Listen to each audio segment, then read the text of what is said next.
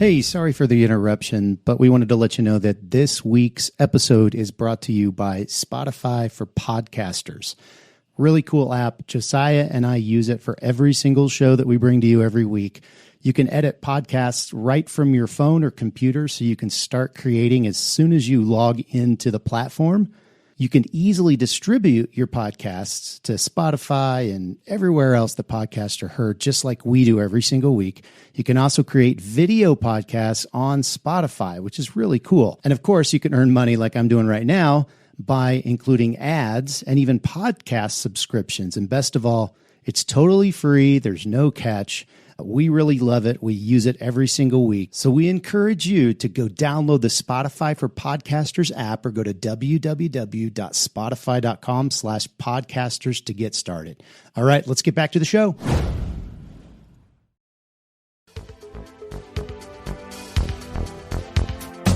Radical! Welcome to this week's episode of the Print on Demand Cast. Each week, join the gnarly Travis and Josiah as they provide insight into the print on demand industry and equip you with the totally tubular tools, advice, and strategies you need to achieve success, and hopefully have a few laughs along the way. Now on to this week's Totally Tubular show.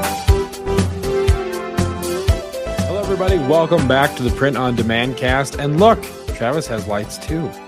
You are going the opposite. Our old logo, for those that don't know, who haven't been listening from the beginning, our old logo used to be red and blue, and there was like black. So those are the two colors of the brand. So Travis has the red.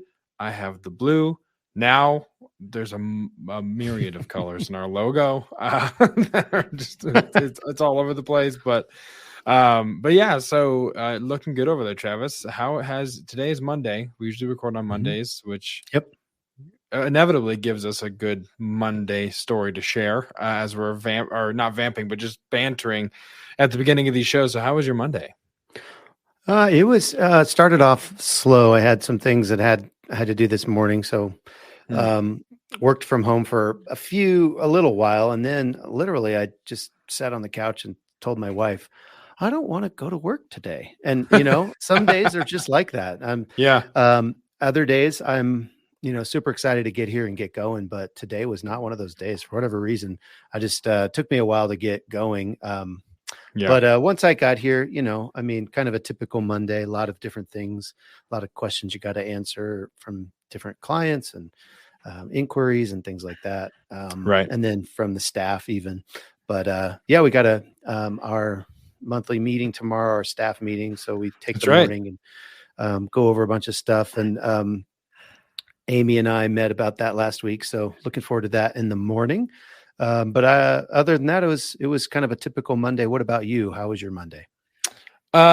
Same typical Monday. I did a lot of website work, and we're trying to slowly get the Make Your Mark website transferred from What For Apparel. Right now, it looks eerily similar to what the What For Apparel site used to look like.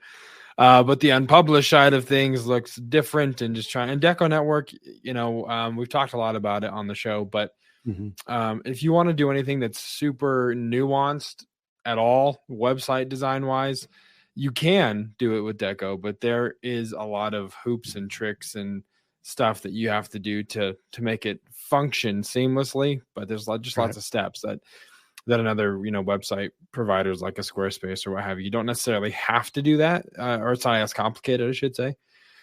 Worked on that, and a handful of quotes sent out today. New business coming in. Had a good conversation with actually a listener of our show, which we'll touch on towards the end of the main event. But I got to talk to another listener here on the Print on Demand Cast who reached out had some questions for us. So that's always cool to hear from them. It's always exciting. So, but yeah, man, a good Monday overall. And I understand what you mean about the days when you're just like, man, I don't want to go, especially, we all lost an hour of sleep between Saturday and Sunday. And Travis, you and I were up late on Saturday at a poker night at our good friend's house, Josh, who's now moved back from Texas. So we had our inaugural reunion, lots of people there. It was like 12 people. It was a lot of fun, but not conducive when you're about to lose an hour of sleep. Yeah, it was not the right night to do that. No, we did not think that through. So, but yeah, otherwise, man, things are good, and looking forward to that meeting tomorrow as well. So with that, let's actually, talking about, listeners of our podcast, and this particular listener is a former guest as well, but he provided us with this week's weekly dad joke. Time for the weekly dad joke. All right, this one comes from Juna. He didn't tell this one on that episode, did he? No, he did not. He told it off air, didn't he? Yeah, this is the one he wanted to tell, but he couldn't find, and so he sent it to us in an email. That's episode 79, Juna from Detour Shirts. So if you want to check that episode out, that was a great episode. Juna's a great guy. We have waxed poetic about him quite often in the recent episodes, so we won't go into that. But his dad joke was pretty good. You want to take it away, Josiah? Sure, here we go. All right, so my son, Luke, loves how I named our kids after Star Wars characters. Yeah. But my daughter, Chewbacca, however, not so much. And that's this week's weekly dad joke. Take it away, Michael Scott. Yes, I can't imagine. Could you imagine being named Chewbacca? I feel like even that's a hard sell for even a dog. Like, we're gonna name him Chewbacca. Are we? Do we have to? We had a Chewbacca chew toy for one of our dogs. It was, I don't know, probably 5 inches. I remember. I told you about this. Yeah. At one point, my fourth born, we have 5 children. He was, I don't know, he was probably 9 or 10 at the time. And somebody threw it at him or something like that. And it's just this brown, shaggy looking thing. And he freaked out and threw it, like, "Wah!" and screamed and threw it away from him. And he told us he thought it was like an actual dog leg or something, like from a small dog. He just was terrified. So if he was named Chewbacca, he might have like night terrors. I don't know. There might be some PTSD, I think, if he was named Chewbacca. But that's awesome, man. Well, let's get right into it. We haven't had one of these, and it seems like a while. At least 2 episodes. So we're gonna go to this week's point of interest. Well, howdy, partner. Welcome to the point of interest part of the POD cast. So grab your hat and hold on tight, because we got some learning to do. Man, I always forget how jarring that whip is. Who made that? Fire him. It's very jarring. No, for this week's point of interest, man, we're actually going to cover a product, actually, that you have added. Maybe not added to the catalog, but we're producing here in-house. So tell us a little bit about what it is that you are selling now. Yeah, so it's something I threw it out there in the Facebook group, but basically, if you're familiar with kind of current events in the Colorado area, you might have even seen it on the national news, the Marshall Fire, several weeks ago. Actually, it was New Year's Eve or New Year's? Yeah, no, Day. It was New Year's Eve. Yes, it was New Year's Eve. Yeah, and took out lots of homes in the Boulder and Louisville, Superior area, which is kind of around the Boulder area here in Colorado, very close to home. We live close by, and our church is kind of in the Boulder Valley as well. And so, of course, we wanted to do something. And so the church kind of came up with some outreach opportunities. We basically adopted 3 families because, I mean, these people have absolutely nothing. It's not. I mean, it's profound, things that we just take for granted. And when you really think about what they've lost, it's profound. It's amazing to think about how horrifying, how horrible that would be for your entire family. So anyway, long story short, our church kind of organized this thing where the church actually donated money to the member, doesn't donate the money, gave the money to the members to then come up with a project that they could, sell in the community or do something in the community to raise money for these different for these three families. And so my wife, of course, print on demand is like the perfect opportunity for something like that. So she used Facebook Marketplace and she listed these doormats that they're really attractive. And Josiah, you're showing them here on the screen from the Facebook post. But she just listed them there on Facebook Marketplace and said, "Hey, we're doing this outreach. All the profits go to the Marshall Fire victims." And so we sold several of them. The cool thing is they're actually a polydominant fabric. And so what we were able to do is print out. We have a roll-to-roll Epson 5. Is it a 570, 530? I can't remember, but it's an Epson sublimation printer, and you can do a roll. And so we were able to print these kind of sideways, as you're seeing in there, sideways on a roll. So it's one contiguous piece, and then we would tape it down with using heat tape to the actual heat press, to the mat itself. Then we got a piece of cardboard to kind of keep them, because they're kind of you can give some shape, some rigidity to it, I guess, so it would press well. Yeah, exactly. As we were transferring it from the table to the actual press. And then because we only have 16 by 14 presses, and these are actually 30 by 18 mats, you actually had to press it twice. So there's a little bit of a trick to that. We kind of had to learn how to do that. You don't want it to shift, because then it'll look funny on the mat or whatever, especially that place in the middle that might get pressed twice or have a little more heat applied to it. So we did, I think we did 8 of them for her. She sold them just for a weekend, and, she made a decent amount of money. So plus, she used that $100 to pay us for the materials and everything. And then everything else just goes to one of these 3 families, which was really cool. But it's just another cool thing that you can do with sublimation. And, I think the other kind of takeaway from this point of interest is the ability to do Facebook Marketplace. That is an untapped market that we haven't really talked about on the show, and we should sometime, because there are print on demand.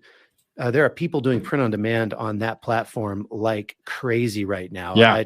And it's just it's kind of a Wild West right now. It's very untapped. They don't take much in fees at all. Yeah. If anything. So basically just the idea that you can do all these kind of cool things with sublimation, and even these mats. There's a couple places you can get them. Johnson Plastics, jpplus.com, I think, is jpp.com or something like that. Online, you can get them. And then also, little known fact, Home Depot sells this basically the exact thing, right? Yeah. And it's cheaper. So we had done these. I had bought these years ago and had done some way, way, way back when, because all you need is a printer. And even if you don't have like the wide format printer, you can print on a regular piece of paper, as long as, and then you just basically overlap the edges and tape the edges. So it's seamless. And so you can do these on some other, some other, different printer. You don't have to have the big format printer. So this is, if you have a flat press and a sublimation printer, you can do these, and they are selling right now for $50, $60, $70 on Etsy. And you can get them from anywhere. You can get the actual mats anywhere from $13 to $17, depending on where you go, Home Depot or Johnson's Plastic. So kind of a cool little thing, cool idea for you guys if you're looking for another product and maybe you have a sublimation printer and a heat press. It's not a saturated market, I guess, is what I'm trying to say. Yeah, totally. And I know I have to talk to Madeline a little bit more too, but I know she was also in the process of signing up for Facebook Marketplace and trying to onboard all of her stuff and start selling on there. I don't know what the status of that is, but to your point, it was just another place that she saw that she was like, oh, I could sell here, because you go on Facebook Marketplace all the time, and people are always selling T-shirts, or they're always selling, Yep. whatever, and it's usually some guy Mugs with, and signs mugs and and all that signs crap. yeah, yep. So definitely take advantage of that. Look into that, because like Travis said, it's the Wild West. It's kind of like Etsy before. Eventually, what we're saying is there will be some regulation brought to it, I'm sure, once people start selling more, or if it becomes a popular place to sell print on demand goods. There's always that chance that there becomes a little bit more rules, as it were. But for now, it's Wild West, so take advantage of it for sure. So with that, we're going to move to kind of a throwback a little bit. We kind of going retro, a little digging into the archives and giving a fresh perspective on something in this week's main event.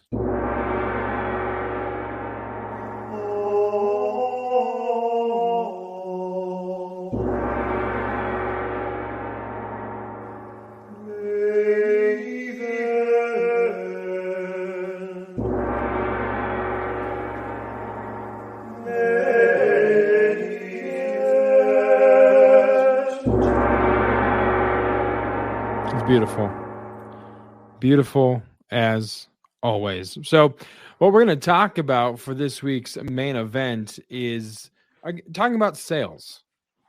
Different platforms to sell, different platforms that you can sell, or sell other people, to fulfill for other people.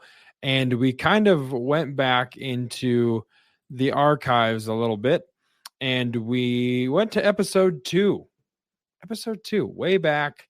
We have a record date on our notes of July 24th, 2020 was when we recorded episode 2. The good old days. The good old days. So we made this analogy for all of these different places to sell, different online platforms. We made an analogy to kind of like a shopping mall. Mm-hmm. So we talked about, eBay being the garage sale, where everyone kind of offloads their goods that maybe they're not using as much anymore. Etsy, of course, the vintage shop, maybe like you see in a mountain town like Estes or Steamboat, all those, and that's really nice. That's shop with an E at the end. That's right. That's what makes it vintage, I think. If you add an E at the end of anything, and I think it makes it vintage. And then Walmart, of course, is like a store in the mall, like a Dillard's, or the now almost extinct JCPenney, which, and I think I made this little tidbit in episode 2, but JCPenney started in Wyoming, which is kind of shocking. The very first one. Didn't know that. I always used to joke and thought it was some guy, Jean-Claude Panay, that was French, that came around and started selling high-end clothing, but I guess that's not what happened. So Walmart is like a store in the mall where you can find a lot of those things, of course. And find different, Dillard's, they have everything from clothes to irons and ironing boards and home decor. Mm-hmm. Merch by Amazon was a kiosk in the mall, like you see the You Break I Fix phone screen repair guys. Right. Same with like Teespring, TeePublic, Redbubble, all those. I think I said T-Bubble. T-Bubble trademark. So if it's not already a thing, I'm taking it. And then Amazon is like the whole mall. It's all of it. Right. So Travis, given, episode 2 years ago, how do you think this analogy aged, and what would you say differently, if anything, about kind of the structure of what we said each place was in relation to a shopping mall? Yeah. I think we're pretty dead on. I think Walmart has grown a ton. They've really, I know a lot of sellers that, not necessarily print on demand sellers, but a lot of e-commerce sellers that are really going all in with Walmart. It's doing really well. It's so much different than it was 2 years ago. Right. The back end is way cleaner.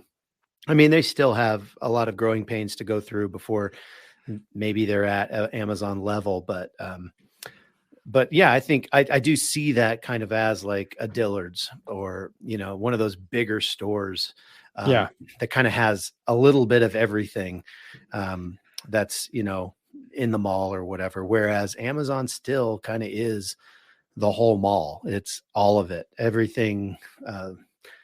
you can find pretty much anything you want. And it is the 800-pound gorilla. It's the biggest, Yeah, the it's biggest the and the one to baddest. beat. Yeah.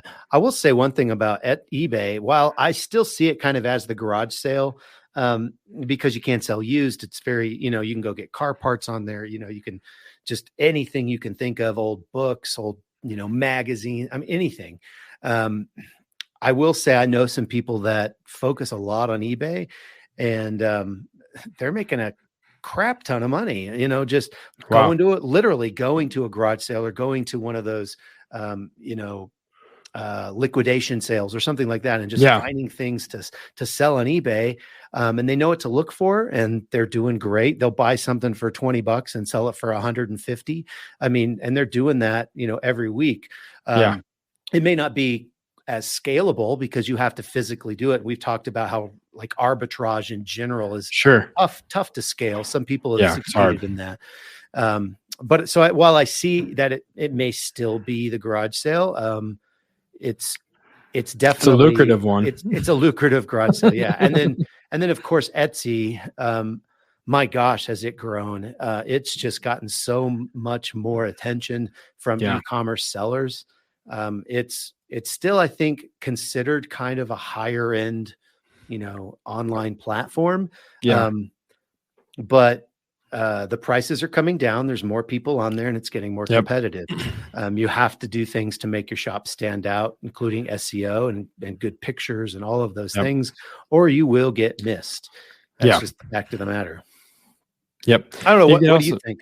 You can also do video on Etsy now for those listings that they're kind of saying is a way to stand out. But I think it aged pretty well. I don't think that anything has happened in the last 2 years that would necessarily, like you said, take, Amazon off of that whole mall, spot, or, necessarily, take Etsy out of the vintage shop. So I think it's aged well. And I would say if we were going to do the same analogy today, I think we probably would have lined everything up in that same order or in those same categories. So I do think I think, as we're talking about this whole thing, it's important to, say like this main event is about different sales channels. So this is specifically for like the online sales channels. So all of the different things that you can do online.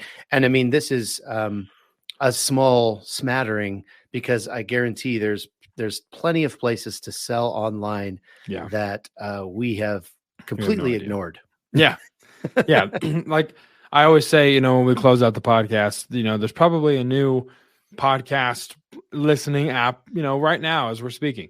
The same could be said about print on demand platforms that they're out there. There's always seems to be a new platform, or one that we don't know about, or one that is now kind of becoming more relevant as time has gone on. So there's don't think that it's limited to what we name here, because like Travis said, there's a lot out there.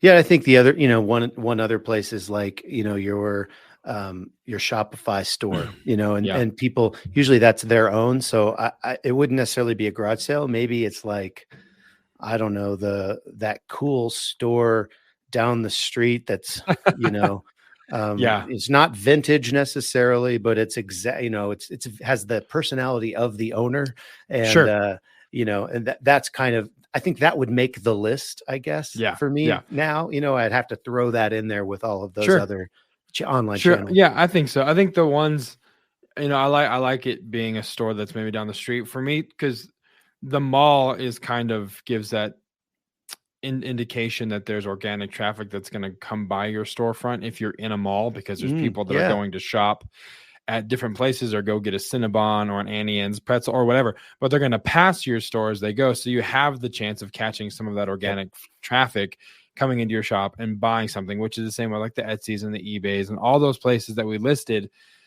are more organic traffic, where the Shopify, you're going to have to take out some ads or, some ad space online and get people to walk down the block to your store to see what you have, because you're not inside the shopping mall. So I think that you're going to have to pay somebody to like spin the sign or have the sandwich board on and talk about your BOGO sales or something like that that you have going on. But that, to me, I think Shopify is still, it is a valid option, of course, but that would, to me, would be the distinction between in the mall, not in the mall. Yeah, for sure. I like that. Yeah. I like that distinction. That's right up the alley of the whole entire analogy.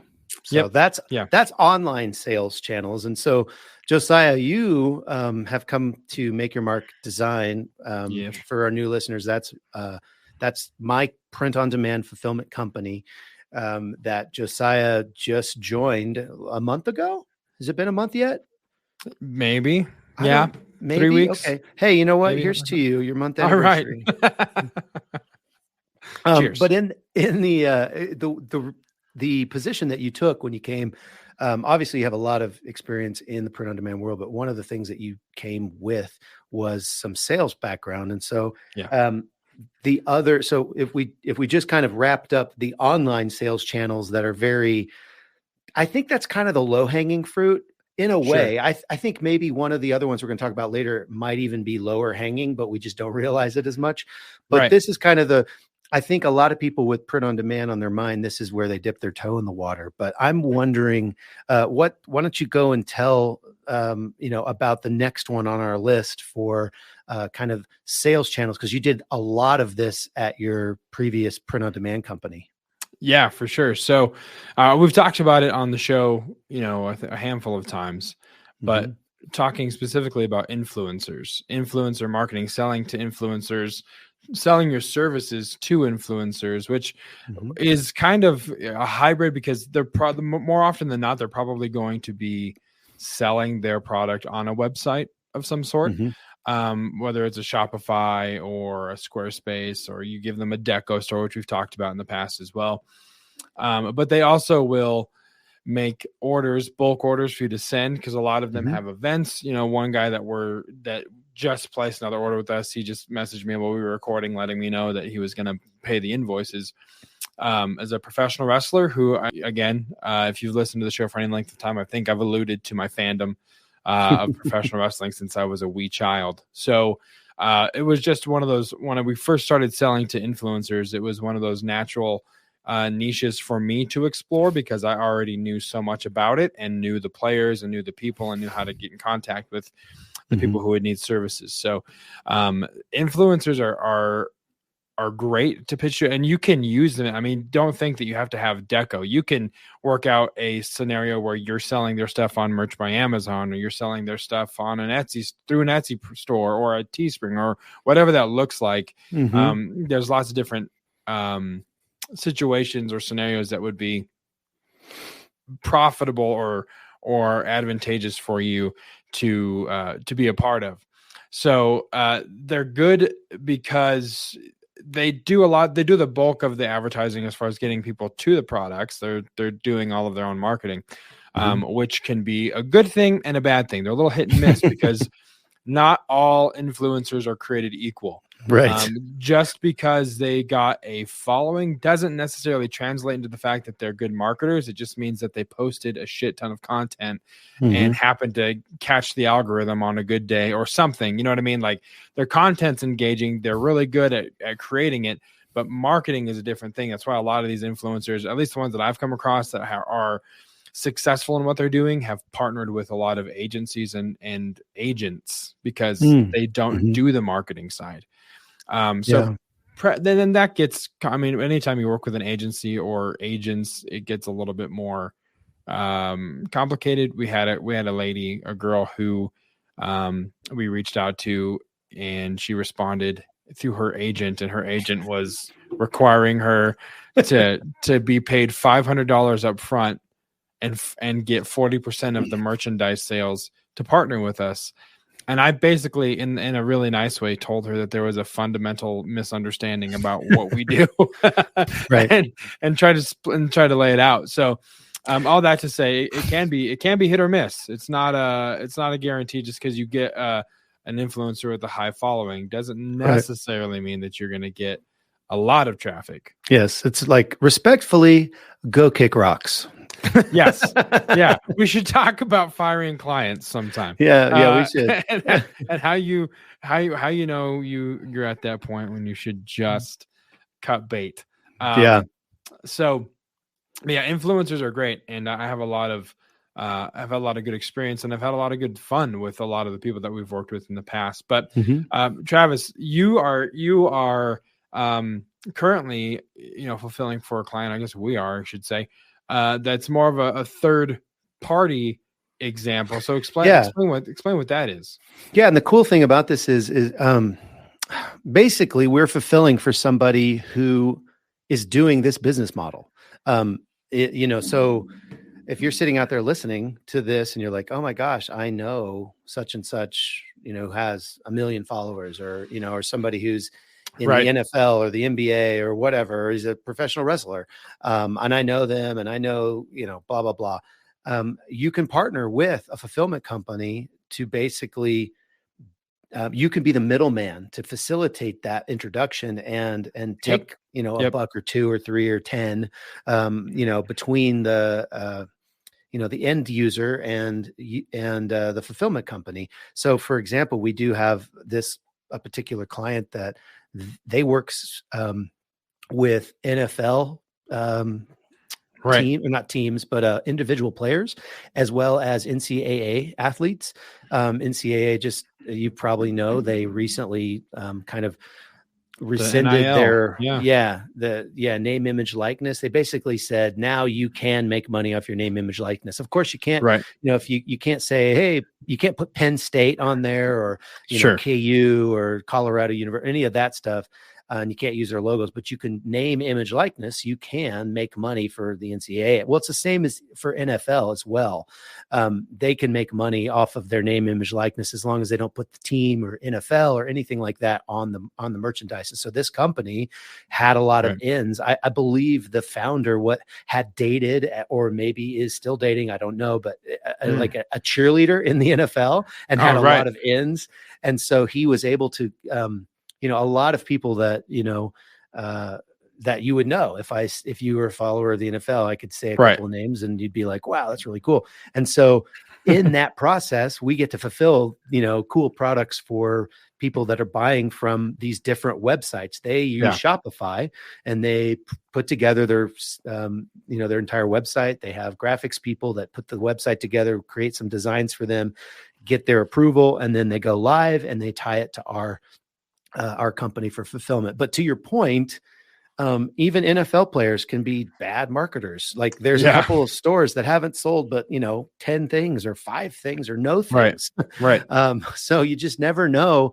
All you can do is be available for perhaps when they do finally pop off. I know one of the clients that came with you from your from What For Apparel, the company you used before, the other weekend, I think they're a TikToker. They popped off with a bunch of sales for whatever reason. I was just all weekend, ding, ding, ding, in my email. And they were just selling shirts left and right because they put some TikTok up there that, pointed people to their site. Yeah. New designs or something, which is always interesting. It's interesting for me because I know that client just because I've, sent her royalties or whatever, but I don't know her content. And so it's always interesting to see designs come through that I'm like, I don't know why. There's no anyone buying explanation for a Game of TikTok t-shirt that looks like the Game of Thrones Iron Throne thing. But it sells, which is at the end of the day all I really care about. So sell away. So another way, of course, this isn't anything to do with really online, but local businesses are also really huge, and there's just so much to do. There's so much to get out there, and like you were saying with influencers, you might know somebody who has a business that's in need of something, but you don't think you can facilitate it because maybe you're doing merch by Amazon. Well, you can, because you can go get that, organize a deal, connect with a fulfillment partner like Make Your Mark Design, and again, make a buck or 2 per item and just facilitate that. And you get money for basically dealing with the client essentially.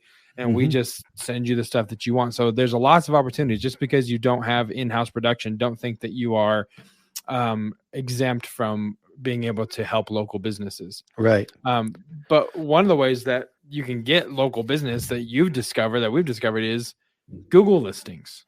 Yeah. I mean, there's been some traffic that have come through just because someone has Googled t-shirt print shop in the area, and we get business. We get people that have come through that way. Yeah. We've had people come through, just literally show up at our door, say, "Hey, I wanted to design a couple t-shirts." Yeah. And, you can take that for what it's worth. I mean, maybe we lost money, printing two Right. t-shirts for somebody because of the time we spent, blah, blah, blah. But the point is, we've also had people that have spent hundreds of dollars, on that. It does lead to other sales. We were actually, one of the examples we were going to share was somebody, that same weekend that that one particular TikToker was selling all those things. All of a sudden, I just see this, $280 sale in the middle of it, but it's not from the same store. And I was like, "What is this?" And so I remember asking you on a Monday. I was like, "Hey, did you sell something? What was this?" And this particular person found us on Google. They live in the area, and they just ordered on our website. Directly on our website, and then came and picked it up. And since then they've put another $250, $300 order in. And we're talking about helping them with some of their e-commerce stuff in the future with maybe like a Deco Network store, or something like that. But it all came from that Google listing. That honestly, Brandon from Cloud9, we had him on way back when. He was the one who kind of twisted my arm and said, "Dude, you got to do a Google listing. And we get phone calls all the time, people asking us for this or for that." So it's free. The one thing I would encourage you to do if you do a Google listing is add a bunch of pictures, create posts, "Hey, we're doing this," or "This is the coolest thing that we've done," or "This is a new product that we're offering," or things like that, just to kind of feed that Google algorithm so you rise to the top in those searches. But it's great, man. Local business. So that's just like one part of the local business, right? There's other ways you can get connected. Networking is huge, and you can do that with, Rotary clubs, Chamber of Commerce, business roundtable. My sister who lives in Alabama is a part of a business roundtable. And it's interesting because typically they only allow one person per trade, let's say, or profession into that group. So you have a plumber, an electrician, a gardener, or a landscaper, whatever, a realtor. And then you have the apparel guy, the t-shirt guy, the print on demand guy, whatever that promotional products guy. And it's usually just good decorum, and when you're a part of those groups, to always refer customers or people in need to someone in your circle. And then if you need whatever service one of your members provide, you go to them and give them the business, which is a really, really smart move, because it can lead to a lot of referral business, which is easy because you make one connection in that group. You're a part of it.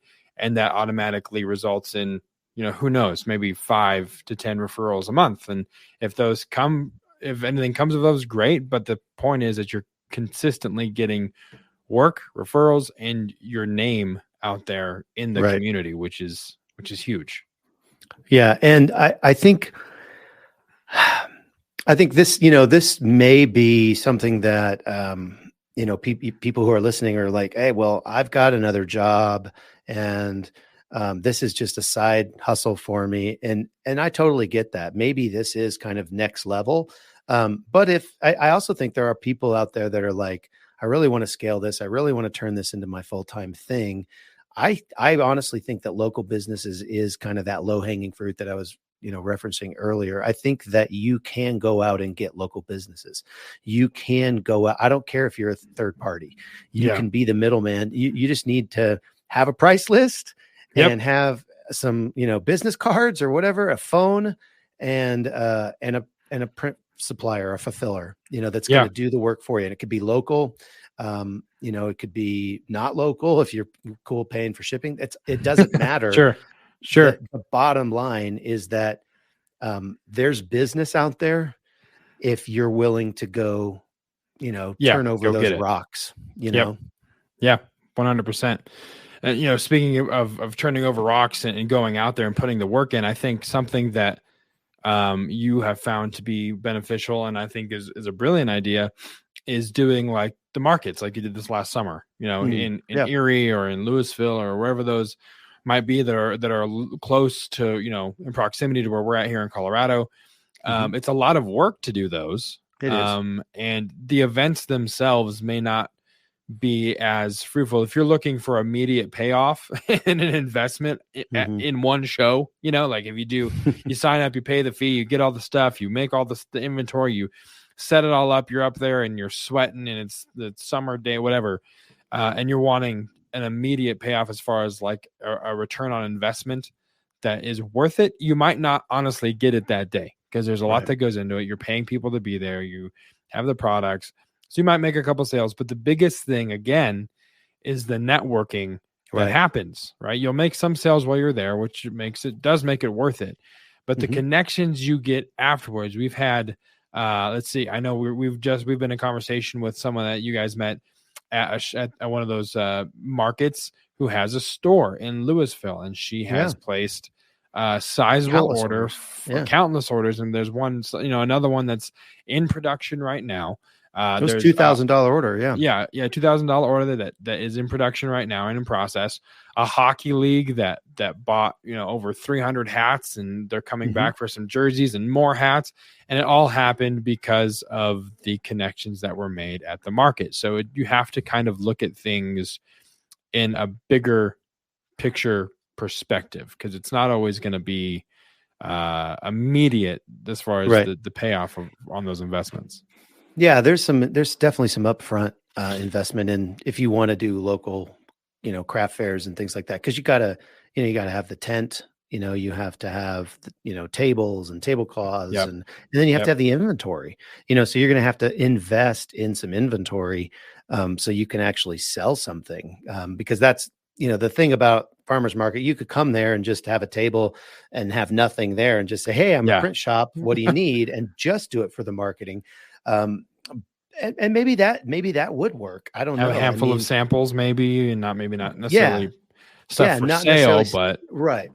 It's going to depend on the type of show you're at, the type of market you're at, the ownership of the market. For instance, the ones we were doing took a percentage of sales, so they weren't necessarily too keen on somebody who wasn't going to sell anything, and just sit there and talk to people.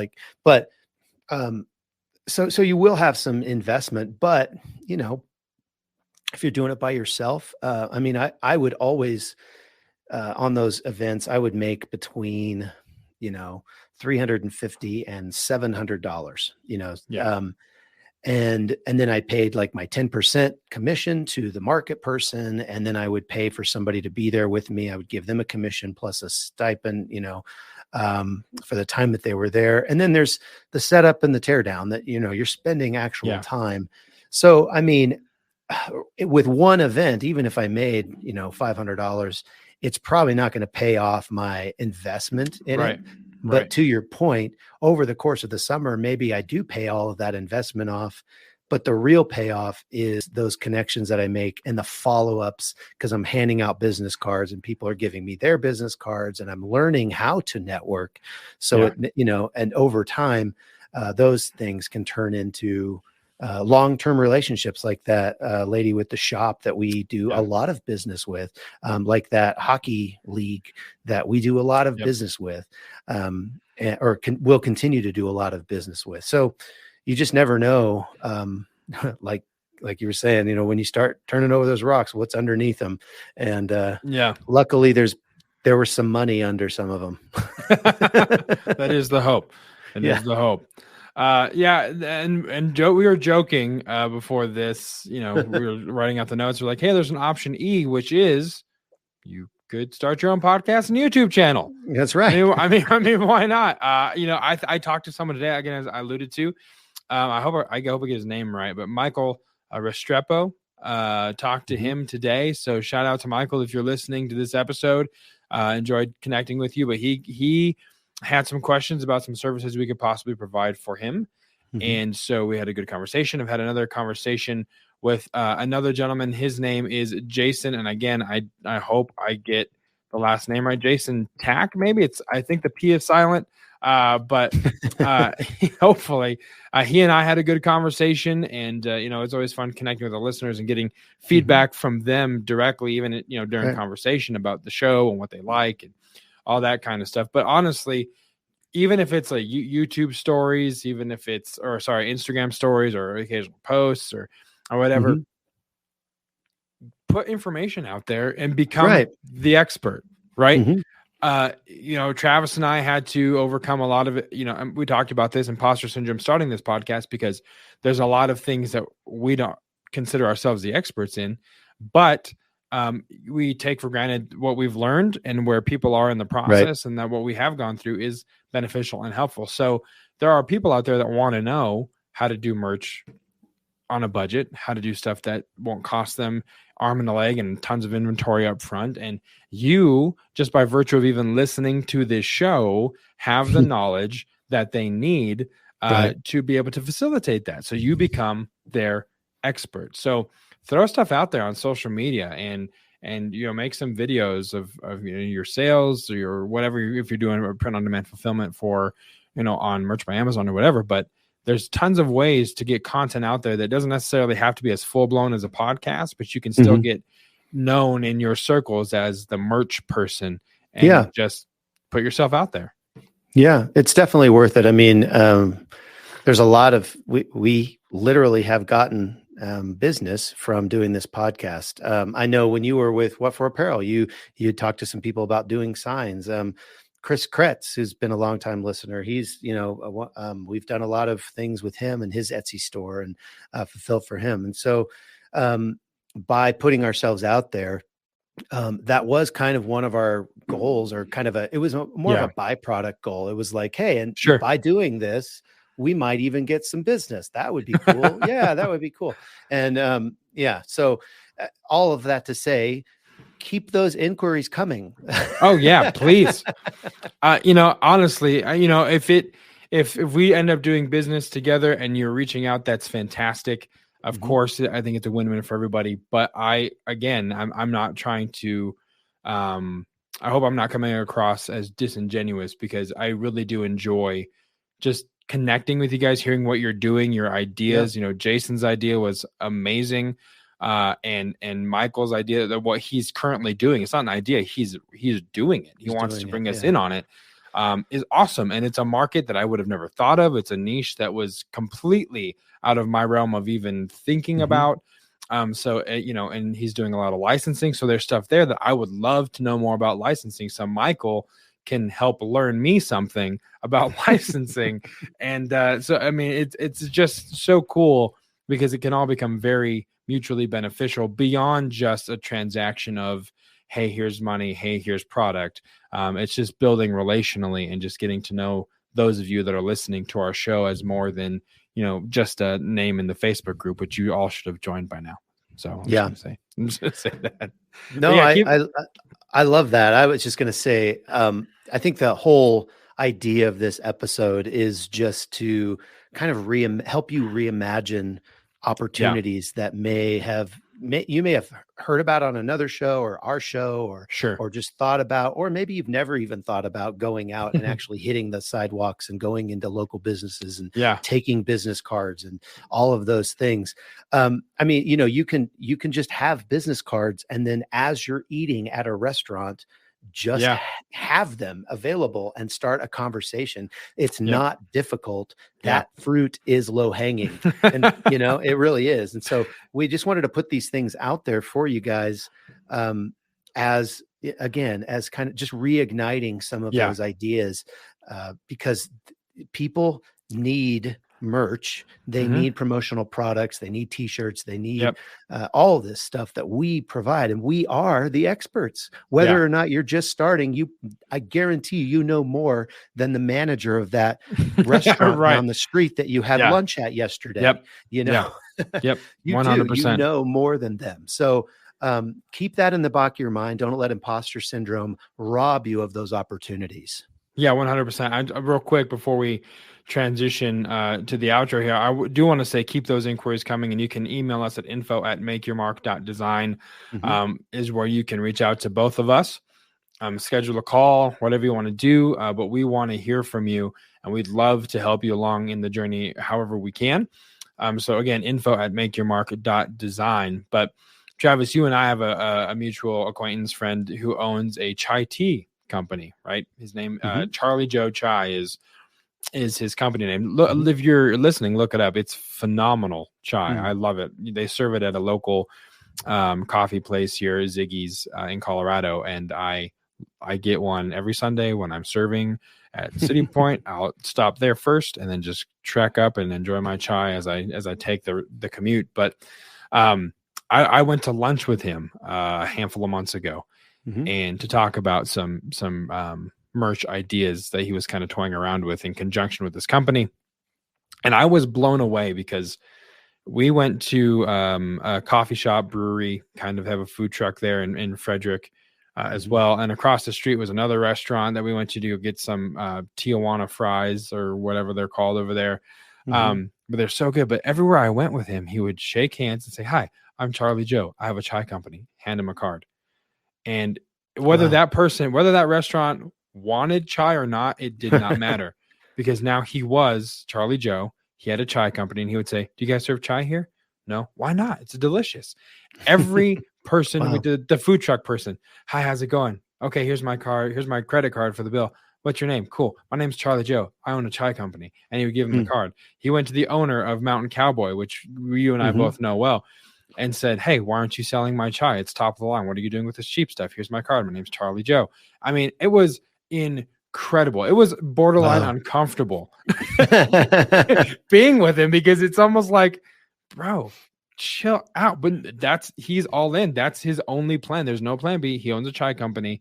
It's kicking butt. And it was really incredible and inspiring just to be with him and realize that he just didn't care. Anyone he talked to, "Hey, I'm Charlie Joe. I have a chai company. Here's my card. We're in Ziggy's. Here's my card." I mean, he was a marketing machine. And if he does not, if his stuff doesn't end up in Mountain Cowboy, I'll be shocked, because he was tenacious about that. So all that to say, get a card, start a conversation. Like, "Hey, I do merch, or I do t-shirts. How can I?" Whatever. Start that conversation. Put the card in the little check holder thing when you give her the card or whatever.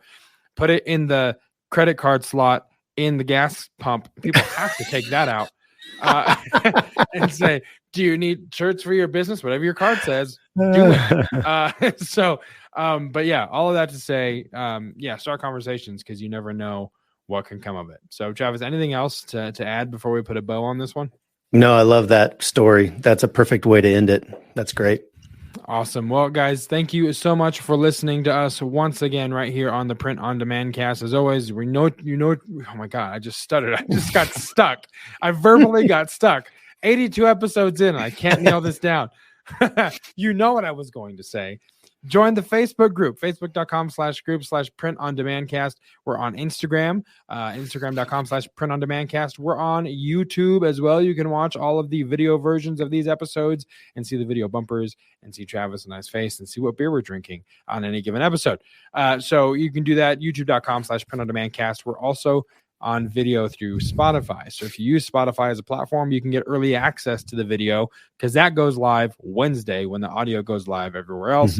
YouTube goes live on Friday. So get a head start on there. But if you're listening to us on Spotify or Apple or Stitcher or I wanted to say Yahoo. They don't have a podcast platform yet. Maybe one day.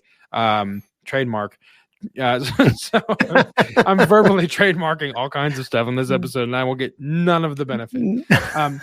But be sure to leave us a 5-star review if you can. If you're on Apple Podcasts, you can actually leave us a review. And we always like to check those every once in a while and shout people out that have left us a review. So please avail yourself of that opportunity and do so. So with that being said, for Travis, I'm Josiah, and we'll see you next week right here on the Print on Demand cast. See ya. Hey, babe. Thanks for listening to this week's episode of the Print on Demand cast. We hope you enjoyed the Totally Tubular Show. If you got a question or a suggestion for the show, send Travis and Josiah an email at info@printondemandcast.com. Want to be wicked nice? Take a minute to rate and review the show on iTunes or wherever you get your podcast. And don't forget to subscribe now so you don't miss next week's episode. See you next time, for sure.